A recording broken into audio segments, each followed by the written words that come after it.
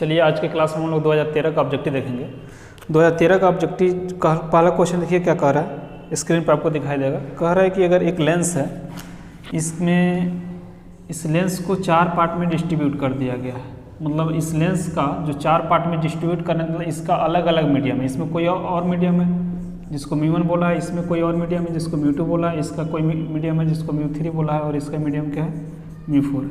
इसके सामने अगर कोई आदमी खड़ा हो तो उसके मतलब कोई भी ऑब्जेक्ट खड़ा हो तो इसका कितना इमेज बनेगा, कितना इमेज दिखाई देगा।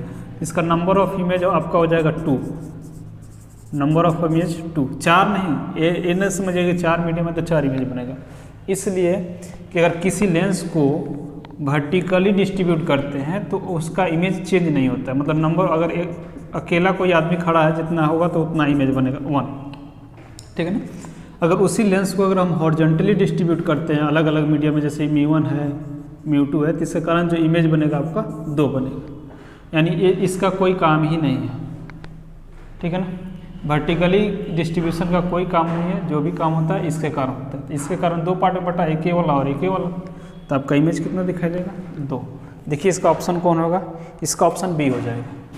पहला क्वेश्चन का ऑप्शन क्या हो जाएगा आपका बी। क्लियर है, ठीक है। आगे बढ़ते हैं,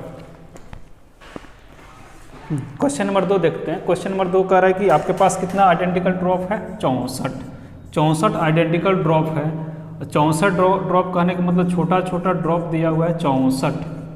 इन सबको मिलाएंगे तो एक बड़ा सा ड्रॉप बनेगा कि नहीं, ये बड़ा सा ड्रॉप बनेगा। इसका कैपेसिटेंस दिया है 5 माइक्रोफैराड, तो कह रहा है इसका कैपेसिटेंस बताइए, ठीक है। तो इस क्वेश्चन को हम ट्रिकली बना लेंगे। मेरे पास कितना ड्रॉप दिया हुआ है 64 का क्या कीजिए आप क्यूब निकाल लीजिए। 64 का क्यूब निकालेंगे तो कितना होगा 4, ठीक है ना। 64 का क्यूब निकालेंगे तो 4 होगा। और 64 का मतलब सबका जो कैपेसिटेंस कितना दिया है 5, तो 4 और 5 में मल्टीप्लाई कर दीजिए, कितना हो जाएगा 20 हो जाएगा। इसका ऑप्शन कौन हो जाएगा, देखिए सी 20 माइक्रोफैराड। माइक्रोफैराड में दिया है तो माइक्रोफैराड में होगा। मतलब 2 नंबर का ऑप्शन क्या हो जाएगा सी 20 ऑप्शन होगा, ठीक। कितना भी आइडेंटिकल ड्रॉप दिया हो उसका आप क्यूब निकाल लीजिएगा और जो कैपेसिटेंस दिया हो उसे मल्टीप्लाई कर दीजिएगा, आपका आंसर आ जाएगा, ठीक है। आगे बढ़ते हैं, क्वेश्चन नंबर 3 देखते हैं। क्वेश्चन नंबर 3 कह रहा है कि कोई वायर है जिसका रेसिस्टेंस 5 है और उस वायर का पोटेंशियल डिफरेंस 7 दिया हुआ है और उसमें करंट को फ्लो कराया जा रहा है। करंट जो फ्लो हो रहा है कितना समय तक कराया जा रहा है 20 मिनट तक। मतलब ये सारे चीज़ हम लिख लेंगे, जो जो दिया हुआ है उसको लिख लीजिए। इसका वायर का जो रेसिस्टेंस है 5 ओम है, पहला पोटेंशियल दिया हुआ है कितना है 7 वोल्ट है, और टाइम दिया हुआ है कि कितना टाइम तक उसमें करंट पास कराया जा रहा है तो 20 मिनट। तो पहली बात मिनट है तो इसको हम लोग क्या कर लेंगे सेकेंड में ला लेंगे। सेकेंड में लाने के लिए 60 से मल्टीप्लाई करते हैं। अब कह रहा है कि जब हम इसमें करंट को फ्लो कराते हैं तो उसमें कितना हीट प्रोड्यूस होता है उस वायर में। तो इस हीट का जो फॉर्मूला होता है H = I² RT। हीट हो चाहे एनर्जी हो, फॉर्मूला सेम ही होता है। I² क्या होगा RT। इस I² RT में I का वैल्यू देखिए यहाँ पर रखा हुआ दिया हुआ है, V का वैल्यू दिया हुआ है क्या, R का वैल्यू दिया हुआ है, R का वैल्यू दिया हुआ है, T भी दिया हुआ है, I नहीं है। I की जगह पे क्या दिया हुआ है V। तो हम पढ़े हैं ओम्स लॉ में V = क्या होता है IR होता है। I के वैल्यू यहाँ से निकाल लेंगे तो V/R = क्या हो जाएगा I। इसको यहाँ पे पुट कर दीजिए, पुट करते हैं मतलब I की जगह पे इतना टर्म लिखेंगे तो स्क्वायर है तो मतलब V²/R² और R × T। यहाँ से क्या कीजिए एक R से एक R कट जाएगा तो यहाँ बचेगा V²T/R। अब देखिए V भी है आपके पास, T भी है और R भी है, इसको रख लेते हैं। रखने के बाद देखिए क्या आ रहा है आंसर, मतलब V² मतलब क्या रखेंगे 7 का स्क्वायर, T का मतलब कितना हो जाएगा 20 × 60, 7 का स्क्वायर का मतलब कितना हो गया 49 और R कितना है 5। इसको काट दीजिए 5 चौके 20, तो आपका कितना आ गया 49, 4, 60। जो भी आंसर आएगा, कितना आंसर आ रहा है देखिए, तो इसको मल्टीप्लाई करेंगे तो मतलब इसको मल्टीप्लाई करेंगे तो 11,760 और हीट का यूनिट क्या होता है जूल। देखते हैं ऑप्शन में दिया है कि नहीं। 11,700। हाँ, यहाँ पे देखिए, यहाँ पे जो ऑप्शन है कैलोरी में दिया हुआ, मतलब यहाँ तक बनाकर इसका आंसर नहीं होगा, मतलब इसको कैलोरी में कन्वर्ट करना पड़ेगा। तो कैलोरी में कन्वर्ट करना पड़ेगा मतलब इतना होता है, इसको कैलोरी में बदलना है। इसको कैलोरी में बदलना है तो देखिए कैसे बदलते हैं। इसको मिटा दे रहे हैं, इधर का मिटा दे रहे हैं।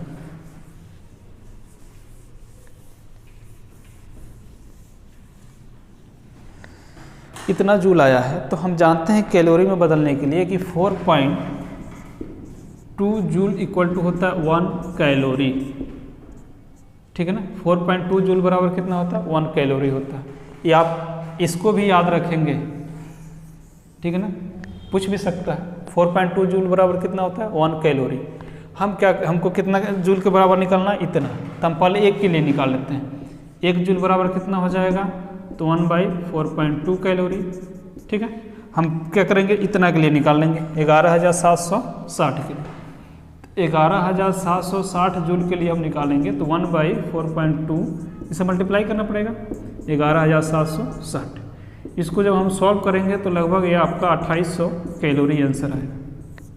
ठीक है, क्लियर है? इसका ऑप्शन कौन होगा आपका? डी। इसका ऑप्शन हो जाएगा आपका डी। क्लियर है? क्वेश्चन नंबर 3 का जो ऑप्शन था क्या हो गया? डी हो गया। आगे बढ़ते हैं, समझ में आ रहा है ना? आगे बढ़ते हैं।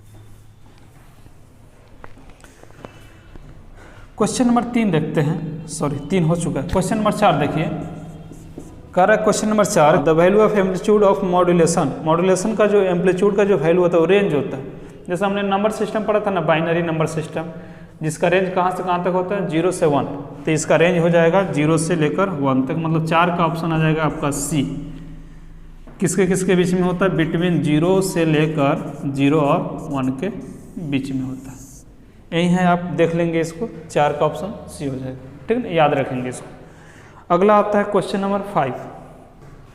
और 5 देखिए, क्वेश्चन नंबर 5 कह रहा है, क्वेश्चन नंबर 5 कह रहा है कि when A ray of light inter in a glass slab the wavelength. बताइए, कह रहा है क्वेश्चन नंबर 5 की अगर कोई रे ऑफ लाइट है जो किसी ग्लास स्लैब में इंटर कर रहा है, मतलब किसी मीडियम में इंटर कर रहा है, ग्लास में इंटर कराया जा रहा है, तो उसका वेवलेंथ बताइए। तो एक फॉर्मूला हम लोग पढ़े थे कि V इक्वल टू फॉर्मूला होता है फ्रीक्वेंसी इंटू वेवलेंथ। फॉर्मूला याद रखिएगा। ये वेलोसिटी को रिप्रेजेंट करता है, ये रिप्रेजेंट करता है वेवलेंथ को, और ये किसको रिप्रेजेंट करता है? सॉरी, वेलोसिटी को रिप्रेजेंट करता है, और रिप्रेजेंट करता है फ्रीक्वेंसी को, और रिप्रेजेंट करता है वेवलेंथ को। ठीक है ना, ये 3 टर्म है। हम ये जानते हैं कि जब रे ऑफ लाइट एक मीडियम से दूसरे मीडियम में जाता है तो उसका स्पीड चेंज होता है। तो ध्यान दीजिए, जब लाइट एक मीडियम से दूसरे मीडियम में जाए तो वेलोसिटी और ये वेवलेंथ दोनों किस पे डिपेंड करते हैं? मीडियम पे। ये दोनों किस पे डिपेंड करता है? मीडियम पे। तो यहाँ पे लिख देंगे डिपेंड्स ऑन मीडियम, मतलब अलग अलग मीडियम में लाइट का वेवलेंथ अलग होगा, वेलोसिटी भी अलग होगा, लेकिन फ्रीक्वेंसी डिपेंड करता है सोर्स पे। डिपेंड्स ऑन सोर्स पे डिपेंड करता है। तो ग्लास स्लैब में वेवलेंथ क्या होगा? तो देखिए, रेयर में लाइट का स्पीड ज़्यादा होता है डेंसर के रिस्पेक्ट में, ग्लास है तो डेंसर ही होगा। तो स्पीड जब डेंसर में लाइट का स्पीड कम होता है तो वेवलेंथ भी आपका क्या होगा? कम। ये दोनों तो सेम ही बात है ना। तो हम यहाँ पे लिख लेंगे क्या होगा? डिक्रीजेज होगा, मतलब 5 का ऑप्शन आपका क्या हो जाएगा? ए। ठीक है ना, बस इस चीज़ याद रखेंगे। समझ में आई ना कैसे कैसे हो रहा है? मतलब लाइट जो होता है एक मीडियम से दूसरे मीडियम में जाएगा तो क्या चेंज होता है? स्पीड चेंज होता है, वेवलेंथ चेंज होता है, फ्रीक्वेंसी चेंज नहीं होता है। तो जैसे जैसे स्पीड बढ़ेगा वैसे वैसे वेवलेंथ भी बढ़ेगा। ठीक है, आगे बढ़ते हैं।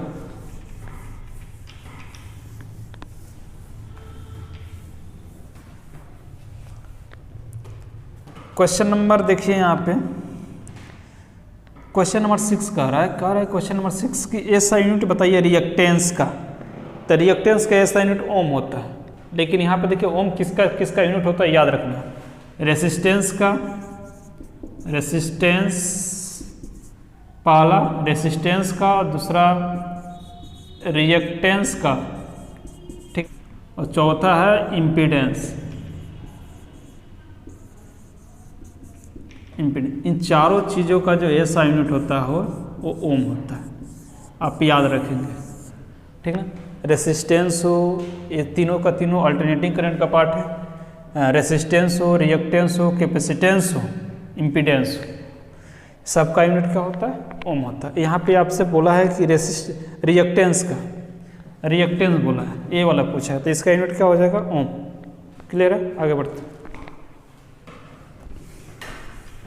क्वेश्चन नंबर 7 में कह रहा है कि यहाँ पे कितना नंबर दिया? 25 है, एक डेसिमल नंबर होता है और इसको किस में चेंज करना है? बाइनरी में। तो बाइनरी में चेंज करना है, तो बाइनरी में चेंज करने के लिए इसको 2 से डिवाइड कीजिए। 2 से डिवाइड करते जाएंगे, देखिए यहाँ पे 2 से डिवाइड करेंगे तो 12 दूना 24, कुछ बच रहा है ना, जो बचेगा यहाँ लिख देंगे। फिर 2 से ही डिवाइड, नंबर कितनाओं में भी बड़ा हो आप 2 से ही डिवाइड करेंगे।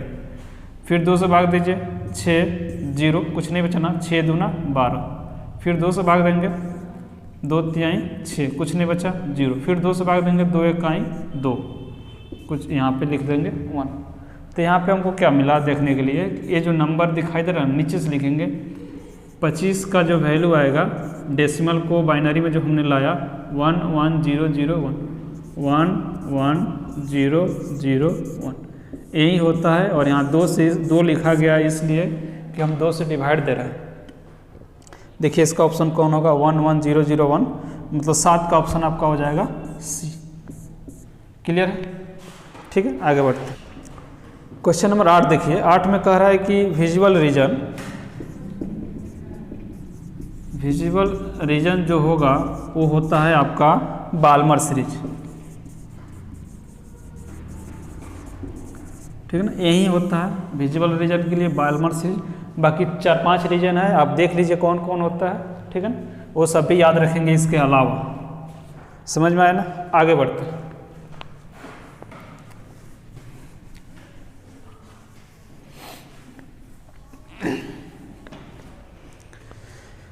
यहाँ पे कह रहा है कि क्वेश्चन नंबर 9 कह रहा है इक्विवेलेंट रेसिस्टेंस बताइए। इस तरह का कैपेसिटर दिया हुआ है, यहाँ पे ऐसे कैपेसिटर दिया हुआ है, ए बोला है और ये बी बोला है। यहाँ पे 3 माइक्रोफैराड है, यहाँ पे कितना है? 2 है, और यहाँ पे कितना है? 4 माइक्रोफैराड। इसको जोड़ना है, तो देखिए जोड़ेंगे तो ये दोनों किस में है? पैरेलल में है। तो 3 2 पैरेलल में डायरेक्ट जोड़ दिया जाता है, तो 3 2 कितना हो जाएगा? 5। और यहाँ पे क्या बचा? एक है सीरीज में 4 है, ये 5 हो गया और ये 4 हो गया। इन दोनों के बीच में निकालना है, तो दोनों को निकालना है तो सीरीज है। तो सीरीज में अगर 2 कैपेसिटर हो तो इसका ट्रिक होता है कि ऊपर क्या कीजिए, दोनों को मल्टीप्लाई कर दीजिए। 5 में 4 से मल्टीप्लाई कर देंगे और नीचे जोड़ देंगे, कितना आ जाएगा? 20/9 माइक्रोफैराड। ऑप्शन देख लेंगे इसका कौन है। तो 9 का जो ऑप्शन है 20/9 ए ही है, पहला ही है, 9 का पहला हो गया। क्लियर है? आगे बढ़ते हैं।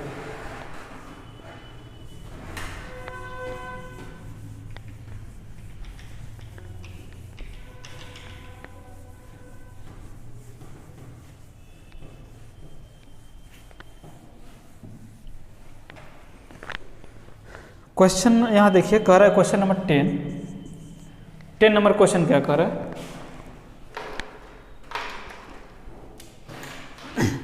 चलिए देखते हैं क्वेश्चन नंबर 10। क्वेश्चन नंबर 10 कह रहा है कि इलेक्ट्रिक फ्लक्स पूछ रहा है।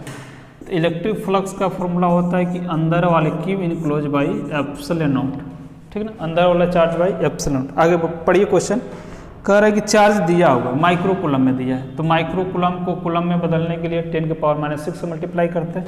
मतलब क्यू का जो वैल्यू दिया है क्वेश्चन में 10 माइक्रो कूलम है, तो माइक्रो कूलम को कूलम में बदलने के लिए 10⁻⁻6 से मल्टीप्लाई करते हैं। चार्ज मिल गया, फ्लक्स निकालना है, तो चार्ज की जगह पर रख दीजिए। इसको सॉल्व करके रखिए। यहाँ पे कितना है? 1 है ना, तो कुछ नहीं होता है तो पावर 1 होता है, तो घटाएंगे तो कितना हो जाएगा? 10⁻⁵, ठीक है, डिवाइडेड बाई एप्सिलॉन नॉट का वैल्यू हमको चाहिए। तो एप्सिलॉन नॉट का वैल्यू जो होता है, एक वैल्यू होता है 8.85 × 10⁻⁻12। ऑप्शन पहले देख लेंगे किसके फॉर्म में आंसर दे रहा है, उसके बाद ही बनाएंगे।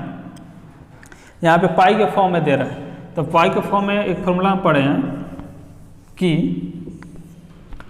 1/4 पाई एप्सिलॉन नॉट का जो वैल्यू होता है 9 × 10⁹ होता है।